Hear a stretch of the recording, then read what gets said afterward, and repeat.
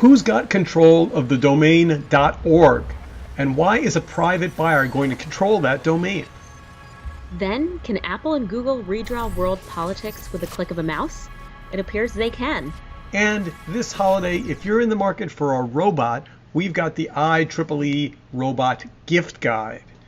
I'm Alexa Scordato, and this is Future Forward. I am Steven Rosenbaum. Let us launch. Hey, Alexa.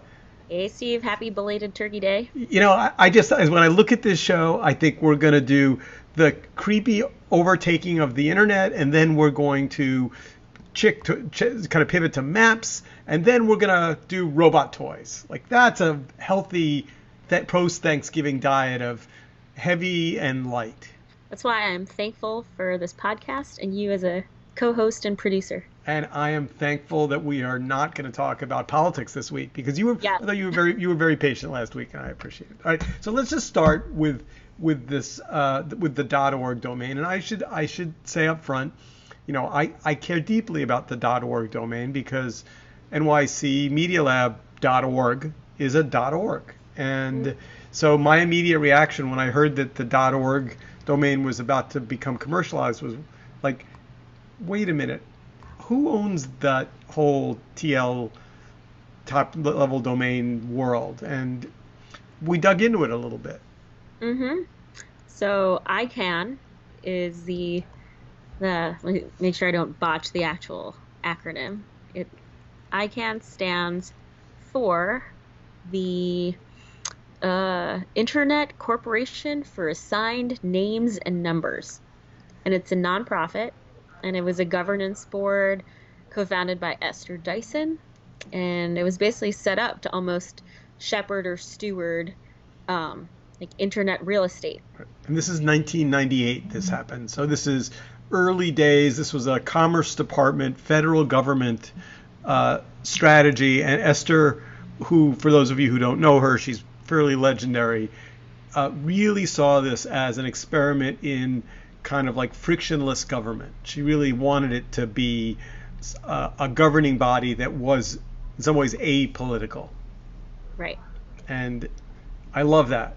And I love that about her. And she also ran a fabulous conference for a very long time in Arizona that was legendary for its attendees and its big thinking about the future of the internet, which I went to for a couple of years. And but something happened along the way, because so here, this is why we knew things were going sideways when we found this tweet. And this is Esther, and she says, quote, "As the founding chairman of ICANN, I am appalled.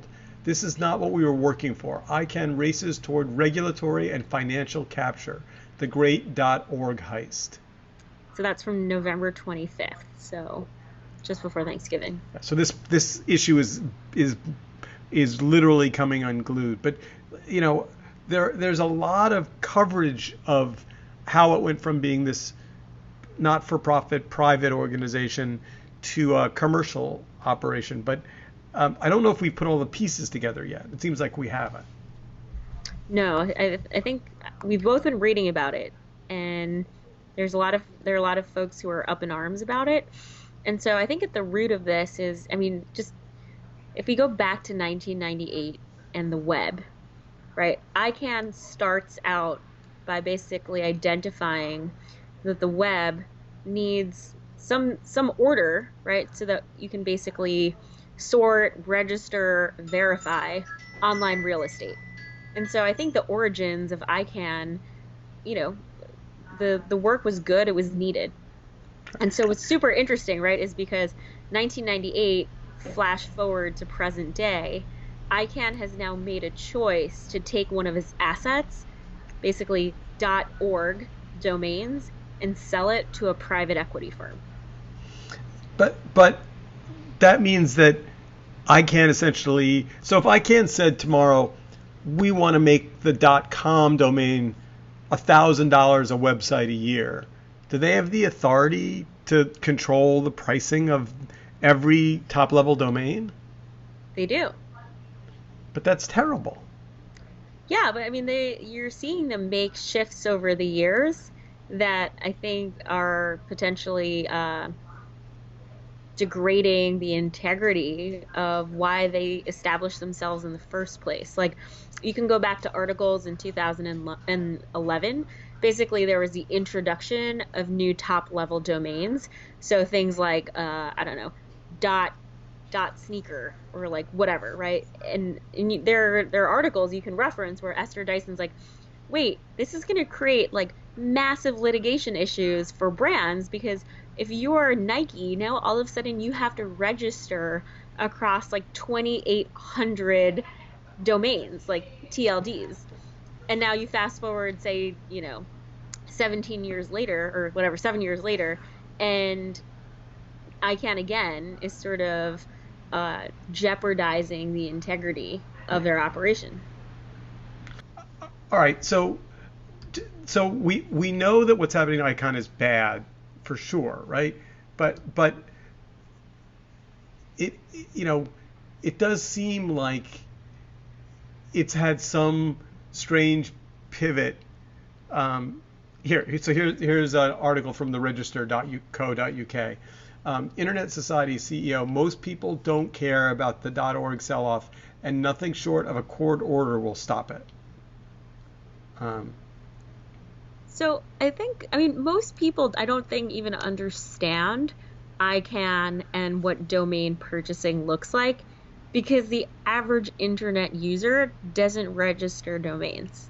And I find that even like small business owners, like they see an ad for GoDaddy and then they're just kind of clicking a bunch of buttons, but they don't actually understand the mechanics of it.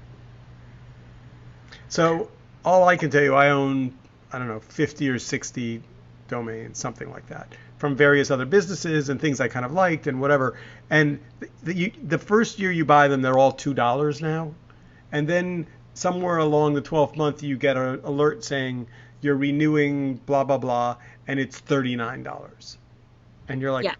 What? And I always, to be honest, thought that was the domain registrar that was just making up get at a low price to capture me, and then but it used to be that there was some regulation about who controlled domain pricing. Now it seems like I think there is, but I think that's actually the biggest complaint about selling .org to private equity, because I mean, the private equity firm can basically do what they want. They can charge whatever prices they want without having to basically go through any type of governance process with ICANN. All right. So is there anything that listeners can do about this? It's probably not going to be a protest march, right? No, I don't think so. I mean, so much of what we talk about on this show is to be like conscious consumers or conscious participants on the web.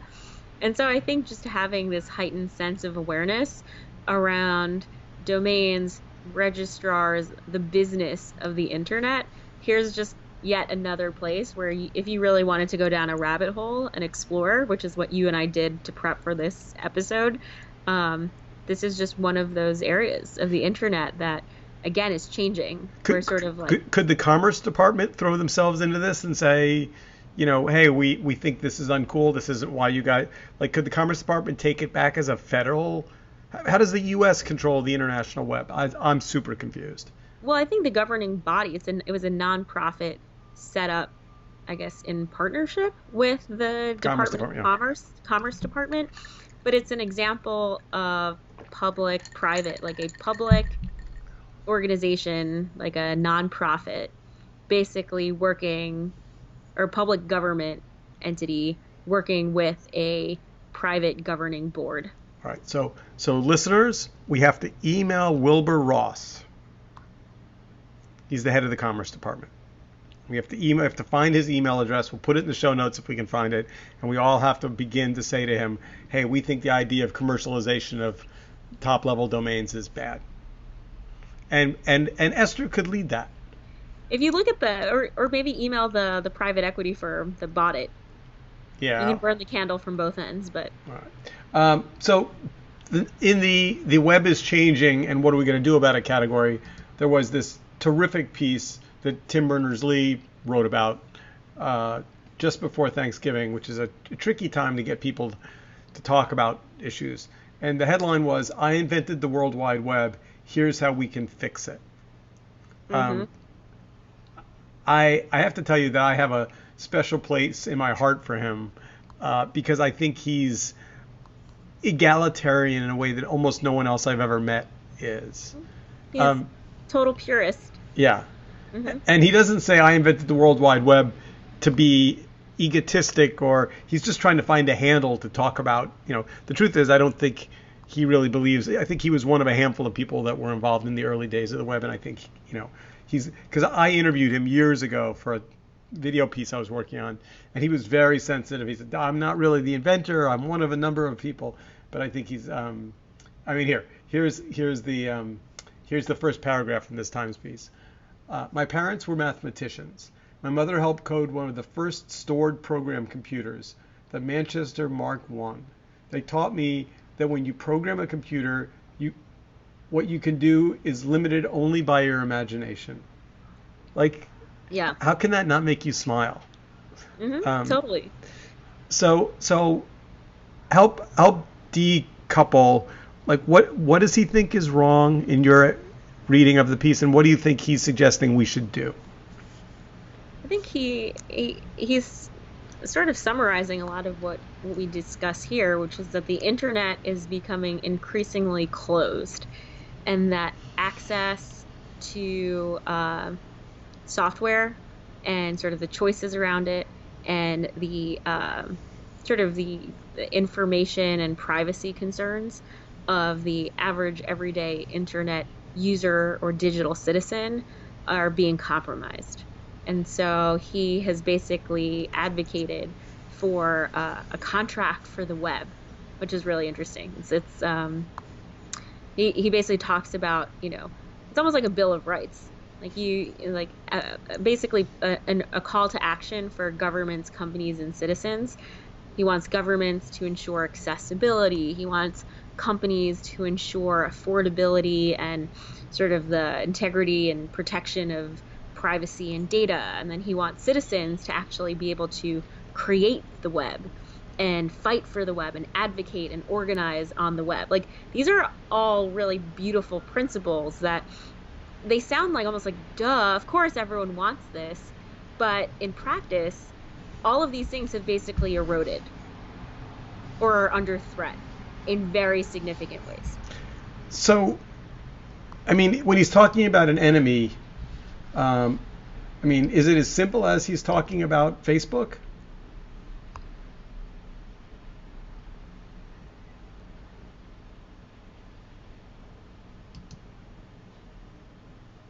Your audio just went away. Oh, you're back. Nope. Any company, he's talking about any company, it's really the big tech companies like Facebook, Apple, Microsoft, you can even Amazon, any company that is basically monopolizing the web and sort of increasing their power and influence at the expense of the web user and the web creator. So let me ask a slightly cynical question. This is a lovely what we can do to fix it. This is lovely. Can you think of any institution, any power, any in this equation? Government, Facebook, Apple, Google, Microsoft, IBM. Can you think of any powerful public or private organization that would sign on to his strategy? Tim Berners-Lee, the contract for the web? Yeah. A ton did. I could say Glitch, my current employer, did, but so did Facebook and Twitter and Microsoft. And so it's really interesting to kind of see this collection of logos, nonprofit, for-profit, big companies, small companies. But I don't mean sign onto it like, yeah, Tim's a good guy and we're going to give him a high five. But he's talking about essentially rolling back Facebook. Yeah, it's almost like very Elizabeth Warren-esque of him. Yeah, exactly. So they can sign up for his piece of paper, but in real life, Facebook is the closed web. That's what it is. These are walled gardens, monopolies and we're increasingly moving towards a closed web governed by large corporations. Remember there was a time like in Web 2.0, go back to 2008, and there were all of these RSS aggregators, and there was this notion of like interoperability when it came to kind of web apps, where you could kind of just hack a bunch of stuff together because it just worked.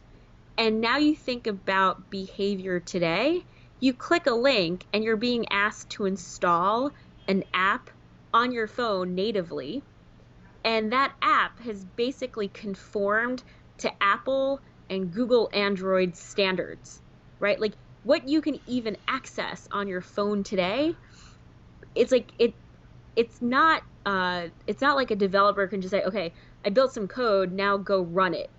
It actually has to pass through Apple's operating system or App Store standards, and same thing with Android. So when I put together the links for the episodes, I make an effort to not refer to anything that's behind a firewall. Mm-hmm. And I will tell you, in the last year, it has gotten harder and harder. Well, did you see on Twitter there was like a screenshot of this New York Times Tim Berners-Lee article, and then there was like a third of the page covered in a banner ad, and then the lower third was basically a pop-up saying log in with Facebook or Google, and then an email like thing below it. It again, the world that we live in is like increasingly littered with corporate for-profit interests. Which brings us to the second 2.5 chapter of the show, mapping. Again, stories that break Thanksgiving week are likely to be lost in the dustbin of web history, which is why I thought it was important we talk about this. Mm-hmm. So Apple got called out for changing, and then Google Maps seemingly at the same time got called out for changing their maps to take Crimea and essentially accommodate Russia's annexation of Crimea. Yeah. Maps, much like, internet standards, like who controls maps? Who says this is who makes the decision to say this country's borders are this or that? This issue makes me want to be a college student or like in debate club. Regardless of what side you're on, there's a fascinating, point counterpoint to be made. Oh, really? I think there's no counterpoint. So you go right ahead. No, meaning I think it's a debate topic. Like you can fiercely debate both sides. Well, all right. So, it seems to me the closest thing to recognition of states and state boundaries is the UN. Mm-hmm. So I'm just curious as to who in the Russian government reached out to their connection at Google, their connection at Apple, and said, hey, we're thinking about maybe limiting, and there has to have been some kind of veiled threat. Like, we're thinking about putting your access behind some firewall, or we're going to do something to make it harder for you to do business in our country. But you know what we're thinking? We're thinking, wouldn't it be great if since we really do now control Crimea and everyone knows it, why don't you just change that line? Mm-hmm. And however that happened, somewhere at Google and somewhere at Apple, mid-level bureaucrats said, yeah, whatever. We need that taxation compromise. That's an easy ask. No one of the people we care about really care about the maps of Crimea anyway. And then someone caught them. Yeah, or it's Facebook-esque in the sense that they don't want to take a side, and so they want to be neutral in the sense that their way of solving for it is like, oh well, we provide a service, and based off of the laws that govern a nation state and the preferences of that nation state, that is how we will serve the software, right? So there isn't a universal view of maps. They actually are saying, depending on where you are, you're going to see it one way versus the other.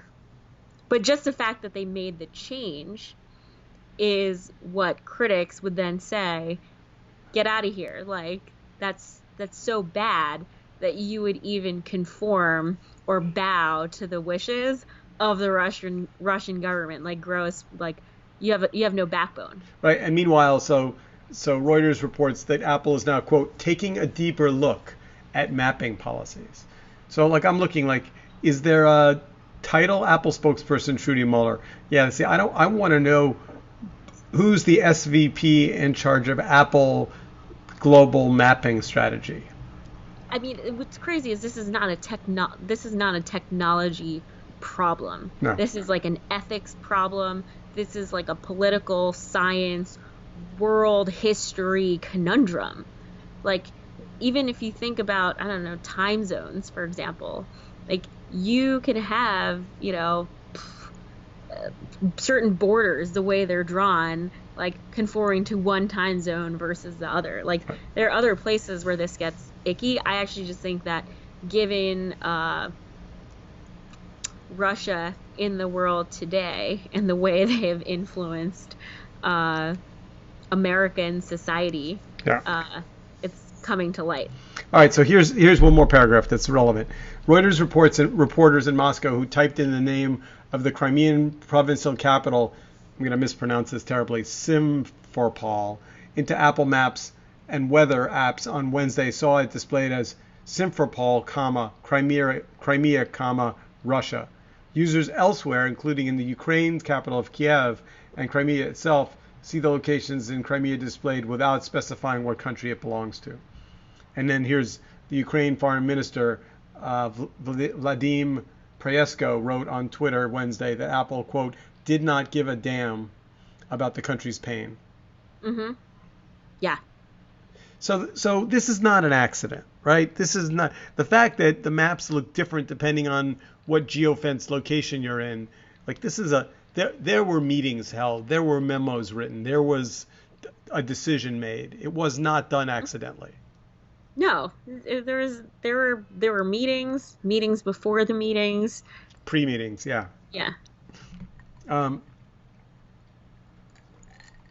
But these two stories really do tie together, because the thing that has my stomach churning as I think about, both what's happening with the .org domain and what's happening in Crimea is it really is big corporate entities taking over control of how the world is seen through the internet, entirely with commercial purposes being the outcome.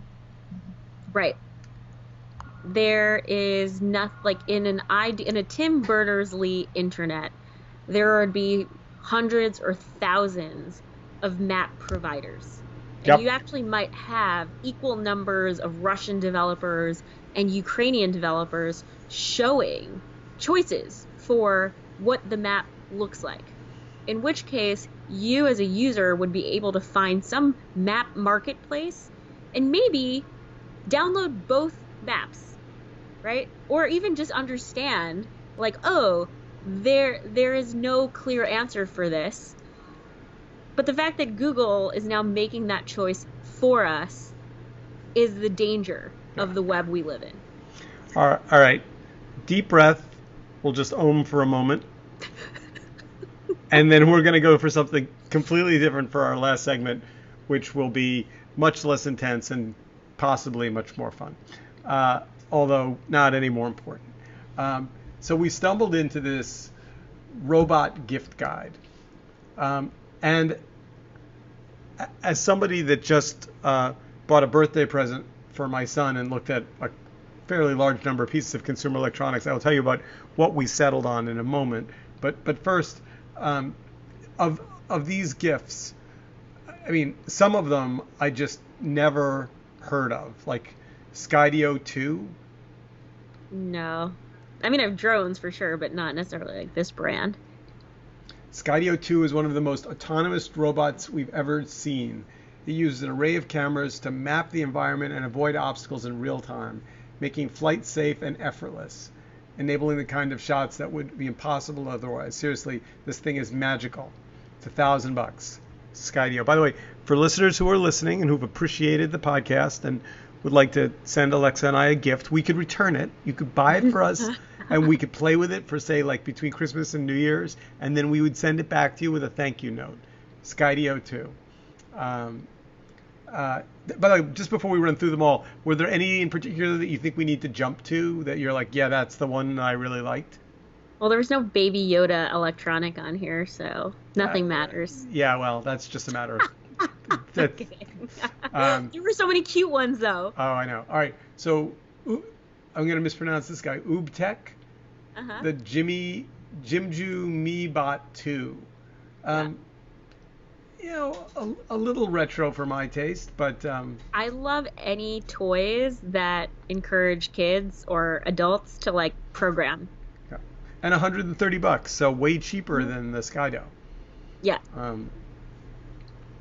iRobot Roomba S9 Plus. I'm going to just fess this up. I have never, ever for a moment had any sticky fingers that wanted to buy a Roomba. I have some friends. My parents have a Roomba. It works. No? I just don't see how. Maybe as like New Yorkers, like our apartments, like I guess if you had 2,800 square feet of like wooden floors in your apartment, you might feel differently. Yeah, maybe.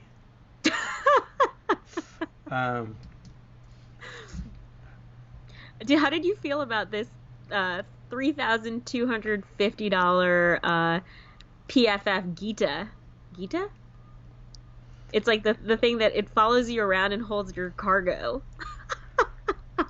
I saw this, or one very much like it, at TED a couple of years ago, with somebody walking around and it following him around. It seemed a little, not that interesting to me. Yeah. Now, on the other hand, the DJI Mavic Mini want very much, $400, almost affordable, cute, folds up. I don't think we have a video here. Maybe I'll find a video for it. But really, quite solid. Yeah. So I think if I had to guess, I would have said you want the Cubelets because you talked about this on a show. Well, hold on. We're getting there. I'm jumping ahead. So the Lego Star Wars Droid Commander will just skip. Fine. The Sony Abio. I've seen this dog at South by Southwest. They have a little Abio kennel. And I'm not going to lie, I pet it, and I always feel terribly guilty. Guilty for what? That my dog might know that I have any fondness for a battery-powered plastic fake dog. This is totally up my alley because I don't think I could take care of a real dog right now. Well, this dog requires charging, so you'd have to charge it. Yeah. All right, here's another vacuum cleaner. We can skip over that because I don't have enough.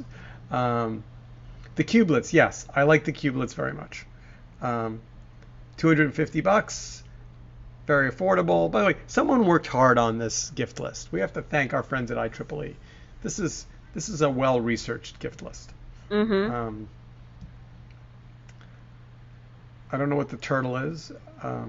We talked about it. Yeah, we did. Yeah. Gardening. Yeah, I like this. It's like a Roomba for your garden. Right. It gardens.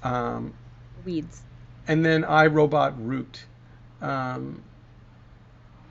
There's a version of this that you can put on 2 wires on the wall, and it'll draw it'll like zip around on this wire guide, and it'll draw like company logos on the wall, and you can do it with whiteboard marker. It'll like draw. This one seems a little bit too simple, but I think this may be, I think there is a version of it.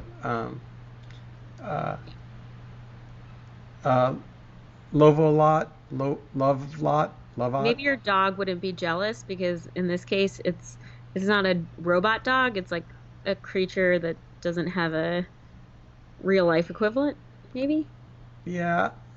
It's cute, kind of. All right. So last but not least, if this is a get out of jail free, we have a wealthy listener and he says, Alexa and Steve have worked really hard this year. I want them to get whatever they want. Yeah, I want the MIT Mini Cheetah. I'm not going to lie. I could see you whipping it around Central Park. Honestly, Everyone saying, "What is that?" I saw one of these on stage in Vancouver a number of years ago, and it was the thing about it was you could feel the audience. They all looked at it. Everyone went, "Oh!" And then it was like 1,000, 2,000, and then everyone imagined it with a gun mounted to its head and went, "Ah!" Because they're gonna be autonomous killing robots. That's just, Oh my gosh, I'm not ready for that. Yeah, no, it's bad. All right. So with that, we are out of time.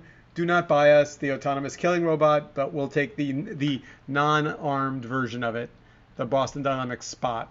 Happy shopping. Have a wonderful week, and we will be back next week. Between now and then, we will try and research, get to the bottom of this .org purchase thing, and see if we can give you a little bit more detail about how it went from being this fabulous self-governing institution to being this big, scary corporate sellout. Maybe I'll reach out to Esther and see if she wants to come on and answer that. That'd be fun. All right. Till then, have a good week. Have a great week. Bye.